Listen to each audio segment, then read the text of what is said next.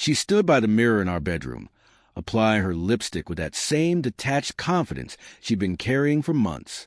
She didn't even look at me when she said it. "I'm going out tonight." No explanation. No with who? No for what? Just a smirk, a swipe of red across her lips, and a tone that didn't welcome questions. I was sitting on the edge of the bed, lacing my boots after a long day. I watched her through the mirror, waiting. She finally glanced back just long enough to flash that little smirk, the one that said she knew I wouldn't stop her. I never had, but this time was different. "If you go," I said, my voice calm but steady, "don't come back." The silence that followed was louder than anything I could have shouted. Her hand paused halfway to the perfume bottle. Slowly, she turned to face me, eyebrows raised like I just challenged her to a game she was certain she could win. "Oh, is that so?" she said, tilting her head. "Yes," I said, standing. "I'm tired, Kira. Tired of the games, the late nights, the pretending. If you walk out that door tonight, you're not walking back into this house like nothing happened." She blinked, not in surprise, but like she was calculating, weighing her options. A queen deciding whether the peasant before her was still worth her time. Then she laughed. Quietly at first, then louder, like she couldn't believe I'd finally grown a spine. "I'm just going out with some friends," she said. "Which friends?" I asked. "You stopped saying names months ago. You come back smelling like cologne I don't wear. You get texts at midnight and leave the room to answer them. Don't insult me, Kira." Her jaw clenched. That struck a nerve. "I don't have to explain myself to you," she snapped. "No, you don't," I replied, stepping aside and gesturing toward the door. "But if you go out that door tonight, it means you're choosing that life over this marriage." She stared at me.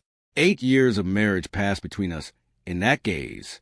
We used to laugh at stupid sitcoms together, dance barefoot in the kitchen, make plans to retire early and travel the world. But all that had eroded piece by piece, and I'd let it happen. I stopped confronting her lies because I wanted to believe they were temporary, that she'd come back to us.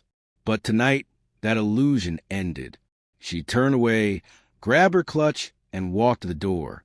"No," I said under my breath, more to myself than to her. "Not like this." But she didn't stop. She didn't even pause. I stood there as the front door clicked shut behind her. For a while I didn't move, just silence. Her perfume still lingered in the hallway. I walked into the living room and sat down. The house felt hollow.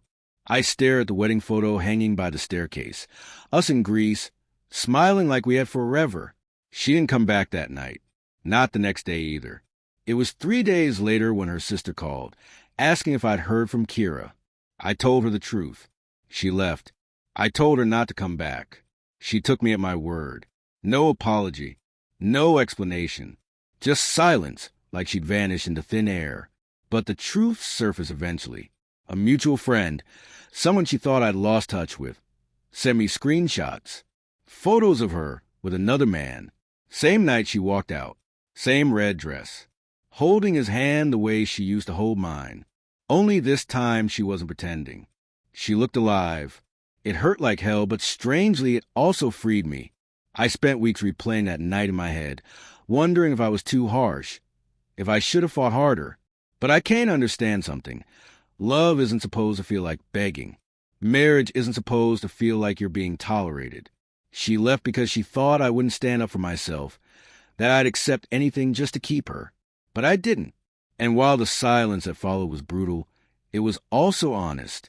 Now, when I look at the empty spot on the bed, I remind myself, I chose peace over pain, truth over illusion. I chose myself, and I'd make the same choice again. In the end, it wasn't about whether she came back or not. It was about drawing a line for the first time in a long time and choosing self-respect over silent suffering. I loved her, but love without honesty, without loyalty, isn't love. It's survival in disguise. She thought I wouldn't have the courage to let her go. She was wrong. Sometimes the most painful goodbye is the one that saves you. And while the silence she left behind still echoes through this house, it's finally filled with something I hadn't felt in years. Peace. And that, more than anything, is what I deserved all along.